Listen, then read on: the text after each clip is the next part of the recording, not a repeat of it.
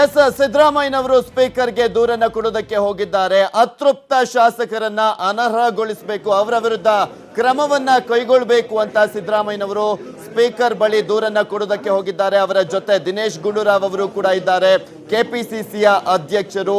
ಇವರ ಜೊತೆ ಕೃಷ್ಣ ಬೈರೇಗೌಡ ಅವರು ಕೂಡ ಸಾಥನ್ನ ನೀಡಿದ್ದಾರೆ.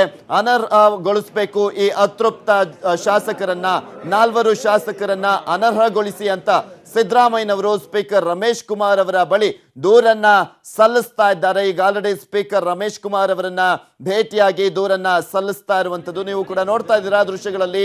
ಸಿದ್ದರಾಮಯ್ಯನವರ ಜೊತೆಗೆ ಕೆಪಿಸಿಸಿ ಅಧ್ಯಕ್ಷರಾಗಿರುವಂತಹ ದಿನೇಶ್ ಗುಂಡೂರಾವ್ ಅವರಿದ್ದಾರೆ, ಹಾಗೆ ಸಚಿವ ಕೃಷ್ಣ ಬೈರೇಗೌಡ ಕೂಡ ಸಾಥನ್ನ ನೀಡಿದ್ದಾರೆ ಆ 4 ಶಾಸಕರ ವಿರುದ್ಧ ಕ್ರಮವನ್ನ ಕೈಗೊಳ್ಳಬೇಕು ಅಂತ.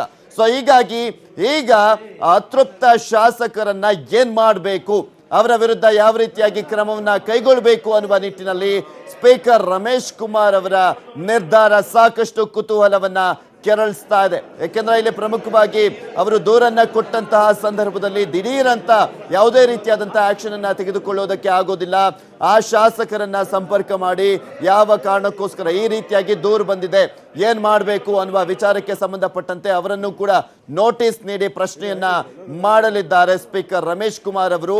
ಸೊ ಹೀಗಾಗಿ ಈಗ ಆಲ್ರೆಡಿ ಕಾಂಗ್ರೆಸ್ ತಾನು ಮಾಡಬೇಕಾಗಿರುವಂತಹ ಕೆಲಸವನ್ನ ಮಾಡಿದೆ. ವಿಪ್ ಅನ್ನ ಉಲ್ಲಂಘಿಸಿರುವಂತಹ ಹಿನ್ನೆಲೆಯಲ್ಲಿ ಆ ಅತೃಪ್ತ 4 ಶಾಸಕರ ವಿರುದ್ಧ ಕ್ರಮವನ್ನ ಕೈಗೊಳ್ಳಬೇಕು ಅಂತ ಸ್ಪೀಕರ್ ರಮೇಶ್ ಕುಮಾರ್ ಅವರಿಗೆ ದೂರನ್ನ ಸಲ್ಲಿಸಿದ್ದಾರೆ.